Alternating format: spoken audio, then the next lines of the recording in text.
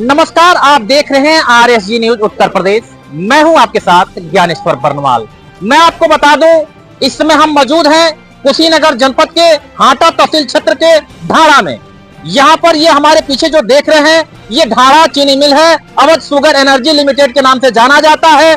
आपको बता दें, कुशीनगर जनपद में आज ये दूसरी 2024 पेराई सत्र का 2024-25 पेराई सत्र का ये दूसरा चीनी मिल है जो आज यहाँ पर यहाँ के जो सांसद हैं, यहाँ के विधायक हैं, यहाँ के जो नगर पालिका अध्यक्ष हैं और भी तमाम संभ्रांत लोग हैं, यहाँ के स्थानीय प्रशासन है, यहाँ के जो मेल प्रबंध के उच्च अधिकारी हैं, उनकी मौजूदगी में डोंगे में गन्ना डाल करके इस मिल का शुभारंभ किया गया है।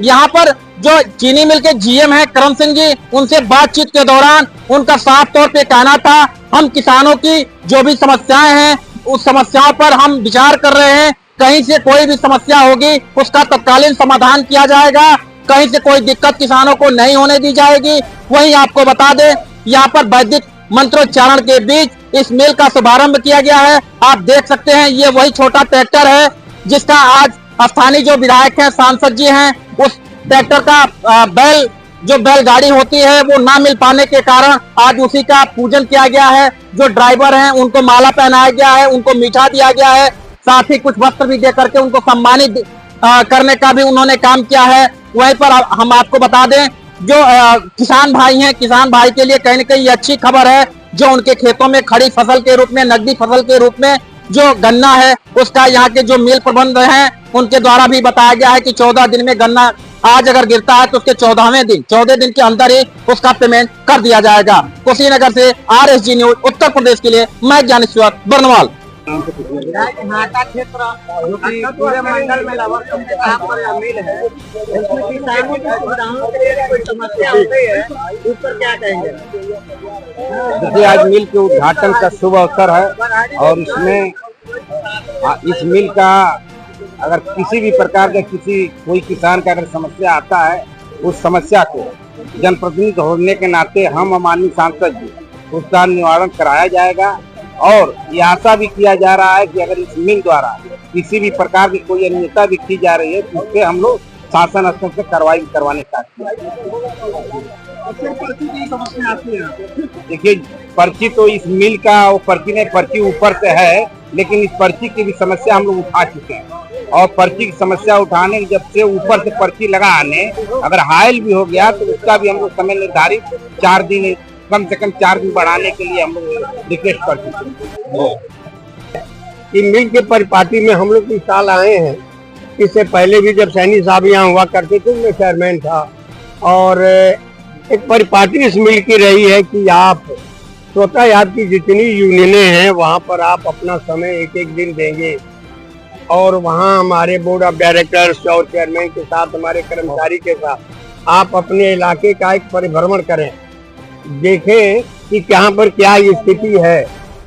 10 वर्ष में बहुत बदलाव हुआ है। तमाम हमारे इलाका वाटोलॉजी एरिया में फंस गए हैं, जिसके लिए समाधान या तो आप कर सकते हैं नहीं तो सरकार कर सकती है। तो उस दोनों में जो उचित होगा, आपका जो मार्गदर्शन होगा वो हम लोग करेंगे, लेकिन एक बार आप अपने नज़र से उसको देख लें। दूसरी बात ये कि जहाँ तक ये 9 कुंटल 18 कुंटल और 27 और 33 कुंटल का मामला है, उसके लिए महोदय मैं आपका ध्यान आकर्षित करूं कि ये मेरठ मुजफ्फरनगर नहीं है, यहाँ लठिया और गधे पर गन्ना नहीं लोग लाते हैं और हर काश्तकार में छोटे ग्रोवर हैं। 1 एकड़ से लेकर के 1 हेक्टेयर तक के ग्रोवर यहाँ 85% पाए जाएंगे।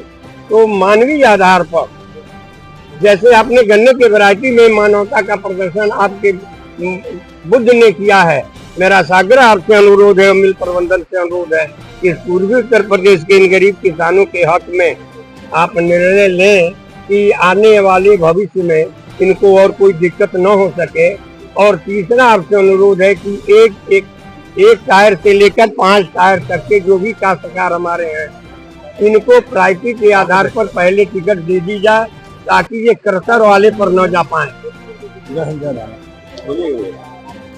पिछली बार की अपेक्षा इस बार पेराई का लक्ष्य क्या रखा गया? पिछले साल हमने 1 करोड़ 3 लाख क्विंटल गन्ना क्रश किया था। इस बार हमने 120 लाख क्विंटल गन्ना पेराई का लक्ष्य रखा है और जिस प्रकार से क्षेत्र के किसान भाइयों ने इस बार मेहनत करी है, गन्ने की फसल बहुत अच्छी है। मुझे पूर्ण उम्मीद है कि इस बार ये लक्ष्य पूरा होगा और किसान भाइयों के लिए भी ये नया सीजन 24-25 बहुत ही लाभप्रद होने वाला है, ऐसी मेरी कामना है।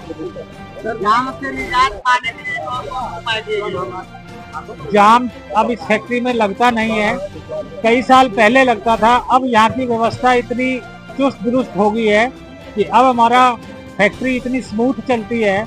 और दूसरा हमने उपाय ये भी किया है कि गेट के ऊपर शिफ्ट टाइमिंग हमने लागू किए हैं कि 24 घंटे को 4-4 घंटे की शिफ्टों में हमने बांटा है। किसान भाई आएंगे, 4 घंटे में अपना ट्रॉली खाली करके चले जाएंगे, कोई भी जाम की स्थिति नहीं होगी। अब मिल के पड़ाव में किसान भाई के लिए और गाड़ी जो चालक है उनके लिए क्या व्यवस्था की है? उनके लिए पूर्ण व्यवस्था है, जल की व्यवस्था है, वहाँ पे एक किसान शेड बनाया गया है, वहाँ पे आराम से किसान भाई बैठ सकते हैं। हमने खुले में भी बैठने की व्यवस्था करी है, तो किसान भाई जब भी आए अपनी शिफ्ट के निर्धारित समय पर वो आए और कम से कम समय में यहाँ से निकल के जा सकते हैं आराम से बिना किसी दिक्कत के। तमाम मिलें नहीं कर पाती हैं, आपका क्या है? देखिए, आटा चीनी मिल के पेमेंट के बारे में हमारे किसान को पूर्ण संतुष्टि है। जैसा कि हम पिछले सालों में करते आए हैं, हर 14 दिन से पहले ही हम किसानों का पेमेंट उनके खाते में भिजवा देते हैं। इस बार भी हमारा यही लक्ष्य है कि किसान को हम समय से भुगतान करें। और मैं ये भी कहना चाहता हूँ इस मौके पे कि जितना भी गन्ना उत्पादन किसानों ने अपने खेतों में किया है, वो समस्त गन्ना हम लेंगे, उनकी पर्ची भी कैलेंडर में लगवाएंगे। और किसान भाइयों से मैं अनुरोध करता हूँ कि सस्ते भाव में अपना गन्ना कोल्हू या क्रशर पे ना बेचें, पूर्ण गन्ना अपने मिल के अंदर ही आपूर्ति करें। हम समय से गन्ना लेंगे और पूर्ण भुगतान किसानों का करेंगे। संपूर्ण किसानों को पर्ची मिलेगा। और हम इस बार यदि बेसिक कोटा किसानों का कम भी होगा तो कोई बात नहीं, हम उनके उपज के 85% तक उनका सट्टा बनवाने के लिए हमने गन्ना एक मौजे से अनुरोध किया है।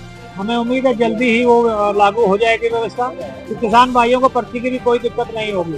सर, किसानों के सामने एक समस्या नया उत्पन्न हो गई है कि पहले पर्ची जो 26 कुंटल की जाती थी, लेकिन इस समय 18-18 कुंटल की पर्चियां मिली हैं।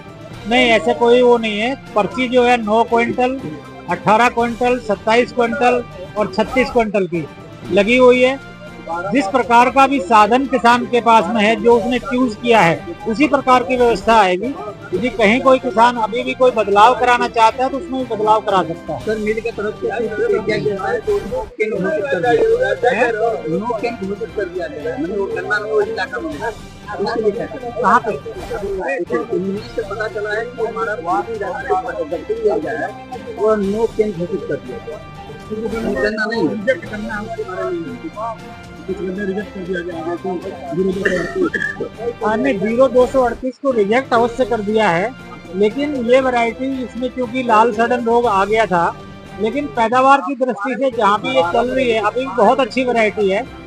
हमने इसको रिजेक्ट जरूर कहा है, लेकिन सब गन्ना हम लेंगे इसको, किसान को कोई इसमें लेने में दिक्कत नहीं होगी। और बल्कि मैं तो ये कहता हूँ जिस किसान के खेत पे ये सही चल रही है वो अभी इसको लगाए, क्योंकि पैदावार की दृष्टि से ये वैरायटी अच्छी है।